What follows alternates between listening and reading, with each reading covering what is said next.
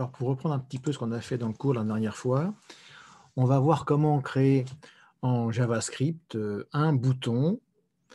Et lorsqu'on clique sur ce bouton, donc il va y avoir un gestionnaire des événements qui va écouter si on clique sur le bouton. Et lorsqu'on clique sur le bouton, une fonction va s'exécuter qui va ajouter 1 au compteur et afficher donc la valeur de ce nouveau compteur dans la page HTML. Donc, tout d'abord, eh bien, on va déclarer. Donc, j'ai fait deux fichiers, comme vous pouvez le voir, un qui s'appelle index.html, l'autre qui s'appelle script.js. On va faire vraiment un document très élémentaire. Donc, on va commencer par écrire un en-tête dans lequel on va définir bien, les caractères, hein, comme d'habitude. Meta_char7, on va prendre l'UTF-8. Et puis, on va donner un titre. Title. On va écrire la page du bouton à cliquer. Alors, il faut aussi définir notre script JavaScript à exécuter. Donc, dans une balise script, on indique la source. Donc là, je l'ai appelé à droite, hein, je l'ai appelé script.js. Voilà, il est là, script.js. Et on va lui dire de ne pas s'exécuter tout de suite, d'attendre que la page entière se charge, puisque notre bouton il apparaît plus bas dans la page. Donc, en écrivant défaire égale défaire, on ferme la balise script, on ferme l'entête et on va mettre dans le body, on va mettre un body vraiment très, très succinct. On va écrire un titre, le bouton ci-dessous, et puis après, on va écrire tout simplement les instructions pour notre bouton. Donc ici, on crée une balise button. Son ID, c'est, alors on donne l'idée qu'on veut. Ici, je vais l'appeler bouton en français. Qu'est-ce qui va être écrit sur ce bouton? Click me. Et on ferme la balise button. Alors, si on exécute déjà j'enregistre.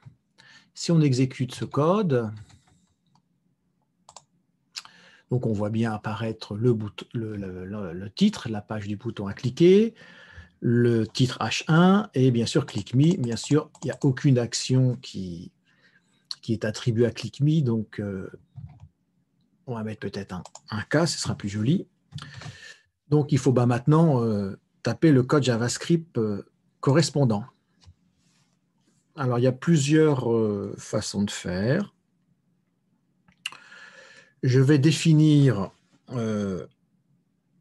la fonction click.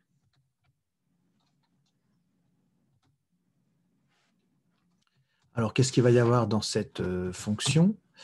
Eh bien, dans un premier temps, on ne va pas changer, on va pas faire de compteur dans un premier temps, on va déjà vérifier que tout fonctionne bien. Dans la console log, on va afficher, on a cliqué. Voilà ce que fait ma fonction, donc vraiment quelque chose de très, très élémentaire.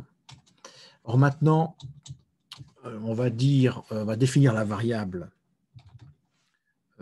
bouton, par exemple, bouton élément.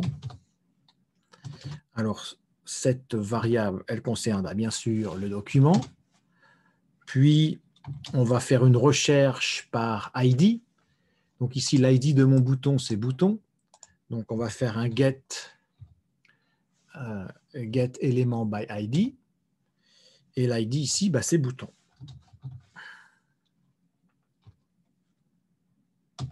Voilà. On va peut-être augmenter un peu cela, voilà. Donc, alors j'ai mis var, on aurait pu mettre let. Bon, il y a des différences, mais c'est pas, dans ce qu'on fait, ce n'est pas très grave. Alors, on a défini donc notre variable bouton élément. Et maintenant, ce qu'il va falloir faire sur ce bouton, il faut lui dire, voilà, tu vas écouter les événements en rapport avec ce bouton. Add Event Listener. Alors, la liste des événements, elle est référencée, bien sûr. Bon, bah, quand on clique dessus, l'événement, il s'appelle clic. Donc, quand l'événement associé à mon bouton, c'est clic, eh bien, je vais exécuter ma fonction que j'ai appelée la fonction clic. Voilà, ça devrait suffire. J'enregistre. J'actualise. Alors, il faut peut-être afficher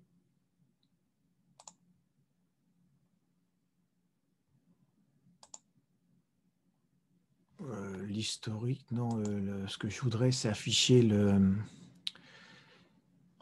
les outils du navigateur, pardon. C'est-à-dire,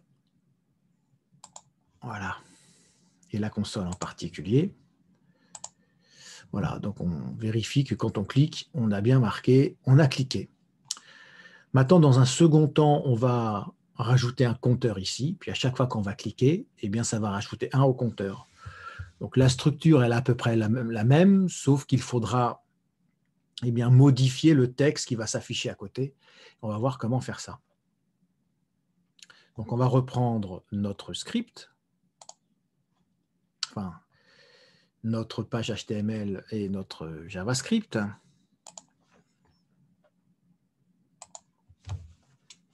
Et puis, on va rajouter en dessous du bouton, on va rajouter, par exemple, on aurait pu le mettre à côté, hein, entre balise P, vous avez cliqué, et puis après, ça va marquer, alors je vais mettre une balise span, par exemple. Donc, cette balise, bien sûr, il faut que je lui associe un ID pour pouvoir la repérer. Je vais l'appeler compteur, cette ID. Donc, au début, on va marquer 0.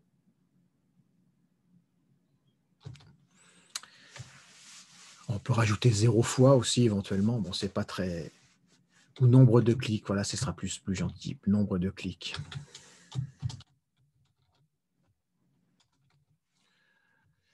Bien.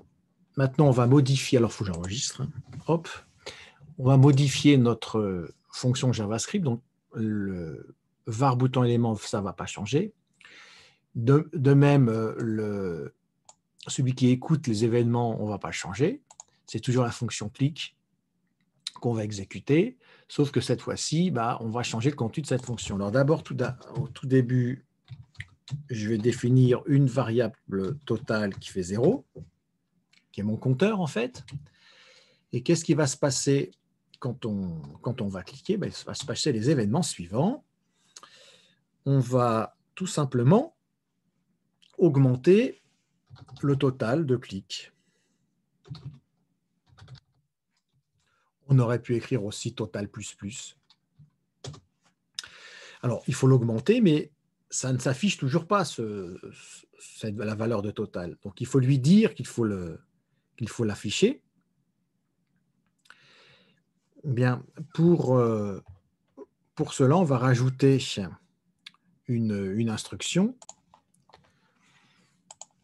Donc, après avoir augmenté le total de 1, on va dans le document, aller repérer la balise où est écrit la valeur du compteur. Donc, ici, c'est la balise qu'on a appelée compteur. Donc, on va faire un get élément by ID, puisqu'on l'a repéré par un ID. Alors, cet ID, bah, c'est compteur. Voilà. Et on va remplacer son contenu grâce à text content. Et on va le changer. On va dire que bah, c'est compteur, en fait. C'est total, pardon. Voilà, j'enregistre.